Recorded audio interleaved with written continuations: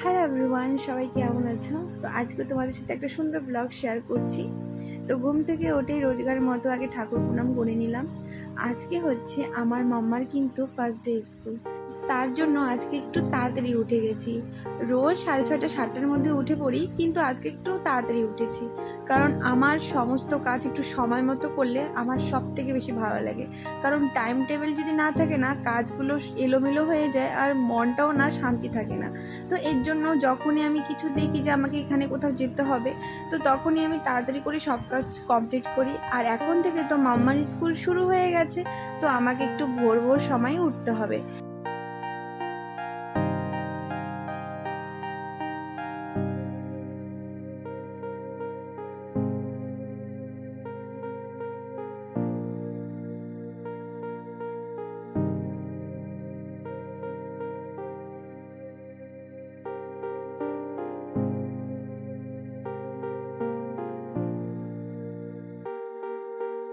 তো আমার স্নান করা কমপ্লিট হয়ে গেছে।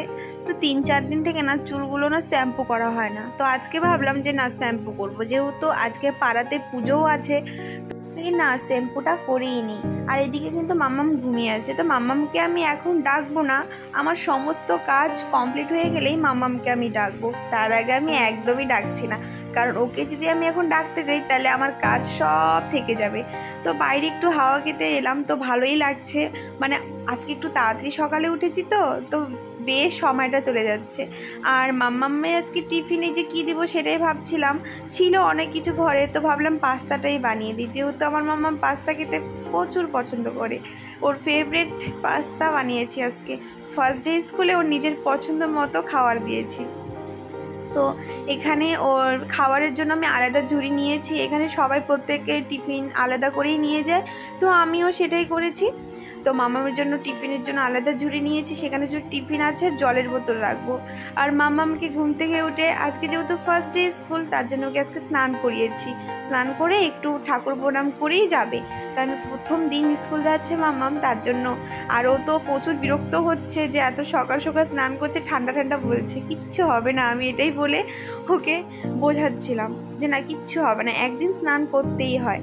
তো ওকে স্নান টান করিয়ে দেখো স্কুল ড্রেস পরলো, কত ভালো লাগছে আমার মামামকে। সবাই কিন্তু আশীর্বাদ করবে না মামামকে, যাতে ও ভালো একজন মানুষ হতে পারে, ও খুব ভালোভাবে মন দিয়ে পড়াশোনা করে। আমি সত্যি জানি না আমি আমার সন্তানকে কতটুকু গাইড করব, কিন্তু হ্যাঁ, আমি চেষ্টা করব আমি সন্তানকে একটা ভালো মা হওয়ার পরিচয় দেওয়ার।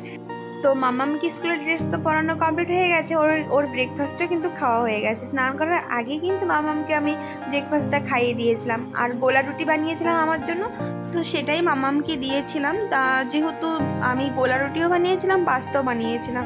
আর সকাল সকাল পাস্তা তো খাবো না, এই তো 7:30 8টার মধ্যে খাওয়া ভাল লাগে না। আর সকালবেলা আমার চা হলে যথেষ্ট, কিন্তু গোলা রুটিটা বানানো হলো, মাম্মাম কি খাইয়ে যাবে? আর ও তো সকাল সকাল দুধটাও খেতে পছন্দ করে না, সেই জন্য ভাবলাম গোলা রুটিটা বানিয়ে তো অর্ধেক হলো পেটের মধ্যে কিছুটা যাবে। আর ওখানে তো টিফিন নিয়ে যাচ্ছেই, তো টেনশন সেরকমই ছিল না। অবশেষে এত দিন পর আমার ডিউটি মানে শুরু হয়ে গেছে। সবাই আমাকে বলে যে পূজা, তোর ডিউটি কিন্তু এখন থেকে স্টার্ট, এখন থেকে কিন্তু তোকে সকালবেলা উঠতে হবে, মামাকে ফ্রেশ করাতে হবে, স্কুল পাঠাতে হবে। আসলে এই জীবনগুলো কিন্তু অন্যরকম। সত্যি প্রত্যেকটা মাই হয়তো জিনিসগুলো ফিল করে। মানে আমাদের বাচ্চাদের সাথে কিন্তু আমরাও অনেক কিছু শিখি, তাই বলো না? তো এইখানে মাম্মাম সবাইকে দেখাতে আসছে যে আমি ফার্স্ট ডে স্কুল যাচ্ছি, আমার মা ভাই বোন সবাইকে। তো প্রথম দিন স্কুল যে সবার তো একটু প্রণাম টনাম নিয়ে যেতে হবে, তো মাম্মাম সবাইকে দেখাচ্ছে যে দেখো আমি স্কুলে যাচ্ছি। তো মাম্মাম তো ভীষণ হ্যাপি, বিশ্বাস করবে না। তো আমার মাম্মাম স্কুলে যাওয়ার জন্য এতটাই এক্সাইটেড, মানে অনেক আগের থেকে মাম্মাম বলে, মাম্মাম আমি স্কুলে কবে যাব, স্কুলে কবে যাবো, স্কুলের ড্রেস কবে পরবো। অবশেষে আজকে আমার মেয়েটা স্কুলের ড্রেস পরে স্কুলে গেল। হয়তো অনেকেই বাচ্চারা স্কুলে গেলে কান্নাকাটি করে, বিশ্বাস করবে আমার মেয়ে এক ফোঁটাও চোখের জল বের করেনি, বা মা পর্যন্ত করেনি। আর কেন করেনি সেটারও একটা কারণ আছে, কারণ আমি মামামকে 8 মাস 1 বছরই হয়ে যাচ্ছে মামামকে আমি টিউশন পড়াই। আর যেই ম্যামের কাছে টিউশন পড়ে সেই ম্যামটাই কিন্তু সেই স্কুলের টিচার, সেই জন্য সেরকম আর মানে এত অস্থির ফিল করেনি। তো যারা দুরন্ত মানে দূরে থাকে তাদের জন্য কিন্তু বাস আছে, যেহেতু আমরা অনেক পাশাপাশি, স্কুলের একদম পাশে, তোমরা হয়তো অনেকেই কম বেশি জানো, সেরকম আমাদের বাস গাড়ি বা কোনো কিছু টোটো আমাদের প্রয়োজনই পড়ে না। তো এখন প্রত্যেকটা স্টুডেন্ট আসছে, স্কুলের কিন্তু টাইমিংই 8টা সাড়ে 8টার মধ্যেই কিন্তু ক্লাসে ঢুকতেই হবে। তারপরে এসে দেখি কিছু একটা প্রোগ্রাম হচ্ছিল, জানি না সেটা। তো আলাদা যখন পুতুল রেগুলার স্কুলে যাবে, মানে অনেক কিছু দেখতে পাবো, তখনই আমি বুঝতে পারবো, যেহেতু আজকে ফার্স্ট ডে স্কুল, আমি সেরকমটা জানি না। ফার্স্টের যে ক্লাসগুলো দেখতে পাচ্ছ এগুলো কিন্তু 10, 11, 12 মানে 8, 7 এগুলোর মধ্যে কিন্তু মানে বড় ক্লাসের এগুলো। আর ছোট ছোট বাচ্চাদের কিন্তু আর একটু দূরে বলতে গেলে একদম কোণার মধ্যে যে আছে সেখানে কিন্তু বাচ্চাদের জন্য একদম আলাদা। তো বেশ ভালোই লাগে। আর এখানে একটু প্রোগ্রাম হচ্ছে, প্রোগ্রামগুলো কিন্তু স্কুলে দেখতে বেশ লাগে, মানে খুব ভালো লাগে দেখতে। যাই হোক, মামাম এখন আছে দেখি মামামের জন্য এখন ভালোই প্রোগ্রাম দেখতে পারবো। তো তারপরে মামামের ক্লাস চলে আসছি। তো এখানে দেখো মামাম কি খুশি, সবাই বিশ্বাস করবে না, আমার মামামকে সবাই দেখে বলছে তোমার মেয়েটা একদম কান্না করছে না। প্রত্যেকটা বাচ্চা কান্না করছে, শুধু মা মা বাচ্চারা এদিক ওদিক যাচ্ছে, কিন্তু আমার মেয়ে চুপচাপ হয়ে বেশ খেলছে। মানে আমি নিজে অবাক হয়ে গেছি। অবশ্যই ও স্কুল খুব করে, মা আমি কবে স্কুলে যাব, আমি পড়াশোনা করব, এই যে ভাবনা চিন্তাটা যদি বড় হয়ে থাকে আমার বেশ ভালো লাগে। কারণ বাচ্চারাও তো অপারেট হয়, ওদের মেন্টালিটি, ওদের সব কিছু আলাদা হয়ে যায়। আমি জানি না পুতুলের এই জিনিসগুলো থাকবে কি থাকবে না, ঠিক আমার জানা নেই, কিন্তু এখন যেই হারে ও বলে যে আমি এটা করব ওটা করব, তো বেশ ভালোই লাগে দেখতে। আর আমি এর জন্য ওকে বেশি ফোন টোন দেখতে দেই না।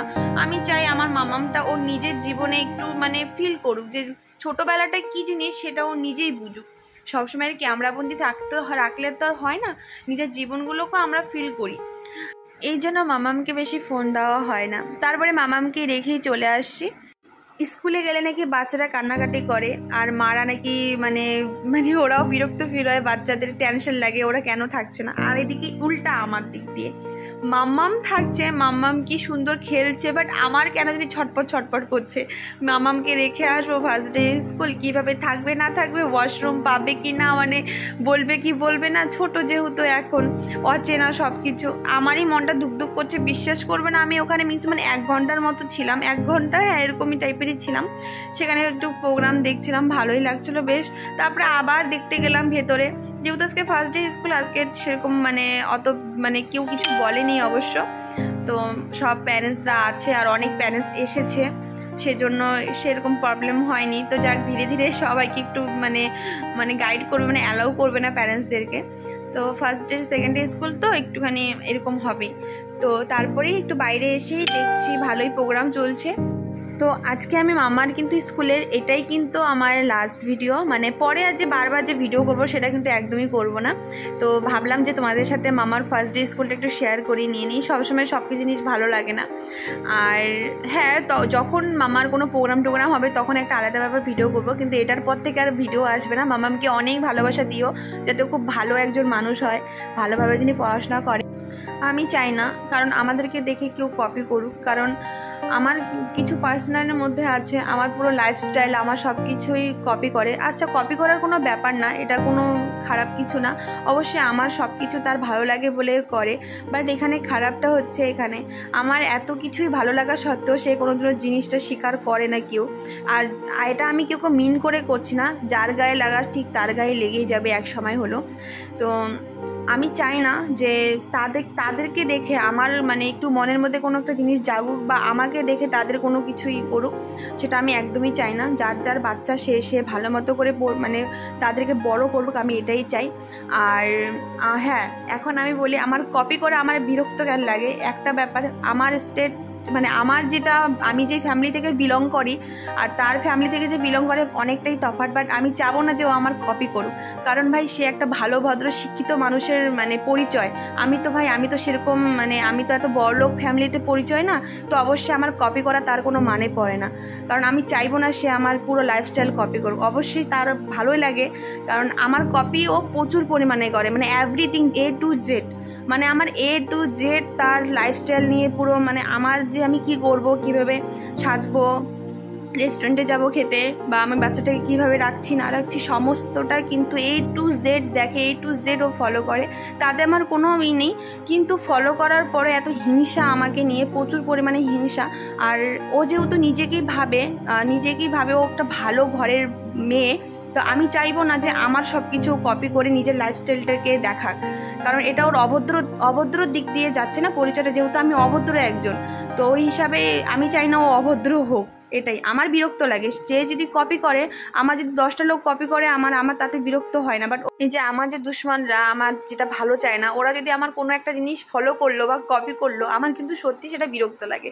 কারণ ভাই আমি তো অভদ্র টাইপের মেয়ে না, আমি তো ভালো না, কারণ আমার কপি কেনই বা করতে যাবে। তো এই জিনিসগুলো ওদের, এইগুলো যেন আমার খুব হাসি পায়। আমাকে আবার অপছন্দ করে, আমারই সব কিছু তারা আবার কপি করে। তো এর জন্য আমি মামামকে এখন পার্সোনালি রাখি। যাক।